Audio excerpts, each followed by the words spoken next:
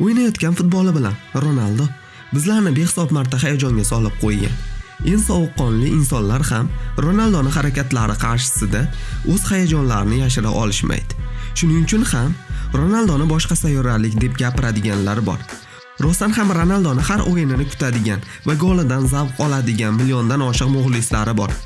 Ronaldoni o'yinlarini jonli ko'ra olganimiz uchun omadlimiz deyishimiz mumkin. Ronaldo o'tgan kunlar ichida 35 yoshga qadam bosdi. Yoshi kattalashib borganiga qaramay, u sport formasini saqlab turishni uddalay olmoqda. Biz ham bugun Ronaldoni super gollariga o'z reaksiyasini ko'rsatgan insonlarni, harakatlarini ko'rsatamiz. O'ylaymizki, ushbu videoimiz sizga albatta yoqadi.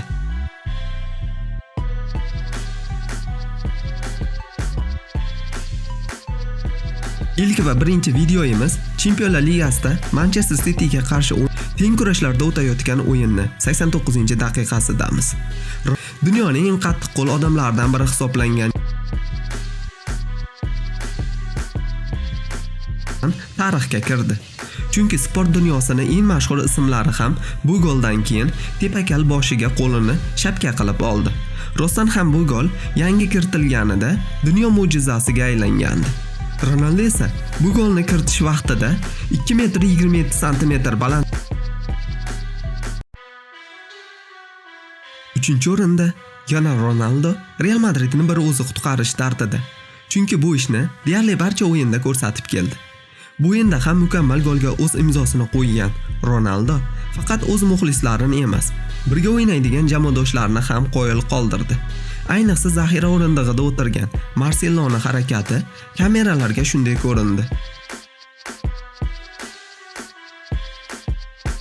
4-o'rinda Ronaldo ba'zida shunday ishonib bo'lmas narsalarni futbol olmaymiz.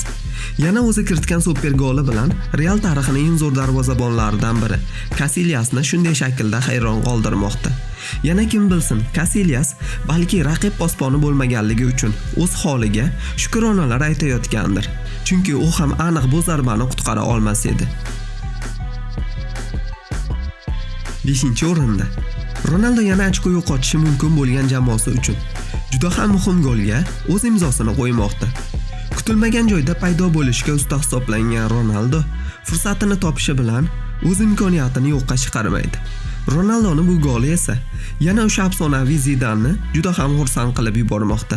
Chunki Real Madrid bu o'yinda 3 ochkolik bo'lib qolmoqda.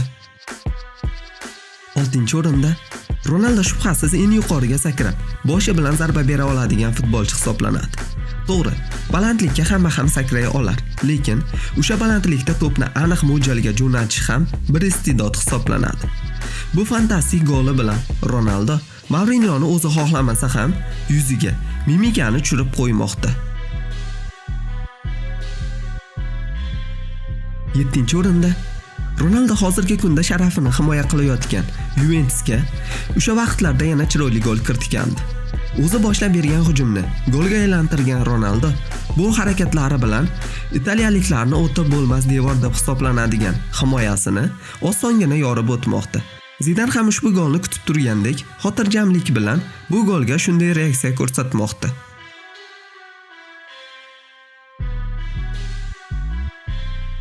8-o'rinda Juventus jamoasi Ronaldoni sotib olishi bilan tarixning eng zo'r qarorini berdi desak, yolg'on bo'lmaydi.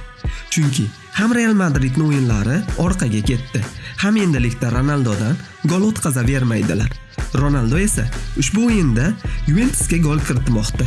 Murabbiyning harakati esa yana yuqori planda ko'rsatilmoqda.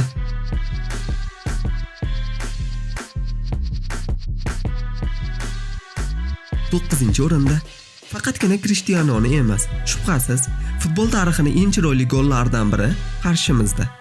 Ronaldo o'z golini oyog'ini kuchi bilan ko'rsatib nishonlagan bu golga zaxiradagi jamoadoshlari ham shunday reaksiya ko'rsatmoqda. 10-o'rinda to'pni kelishi va qanday bo'ysundira olishni ustasi hisoblangan Ronaldo ancha qiyin bo'lgan vaziyatda chiroyli gol kiritib, bu vaziyatni shouga aylantirib yubormoqda.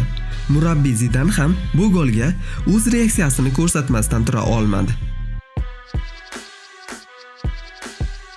11-o'rinda bilganingizdek Ronaldo Juventus jamoasiga kelganida qiyin davrlarni o'tkazgandi. Uni sevmaganlar ochiqchasiga uni sinishini xohlashdi. Chunki har qanday muvaffaqiyatli insonlarni ko'ra olmaydiganlar bo'ladi. Ronaldo haqqiga ochilgan da'volar, kutilmagan ko'ngilsizliklar va tajovuz ayblovlari rostdan ham Ronaldoni sindirib qo'yishi mumkin edi. Yana yoshi kattalashib borgani sari ortiq Ronaldoga futbolda non tegmaydi deb gapira boshlagandilar.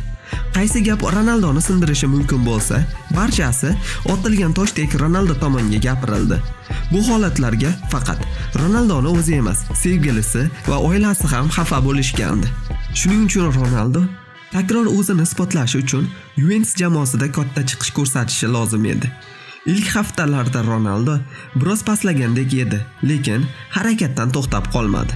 Oxir raqobat bo'lsa, Atleticoga qarshi o'yinda haqiqiy qahramonga aylandi. Bu vaziyatni tribunada ko'rib turgan oilasi va sevgilisi Jorginho Rodriguez o'z ko'z yoshlariga hukmron bo'la olmadi. Bu o'yinda ko'rsatgan qahramonligi bilan Ronaldo o'zini sindirganlarning og'zini ancha vaqtgacha yopib qo'ydi.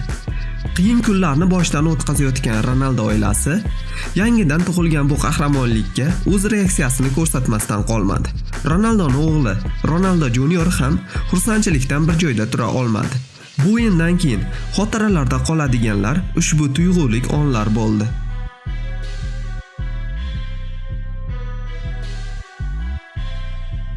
Do'stlar, siz ham Ronaldoni qaysi goliga gol deb baqirib yuborgansiz?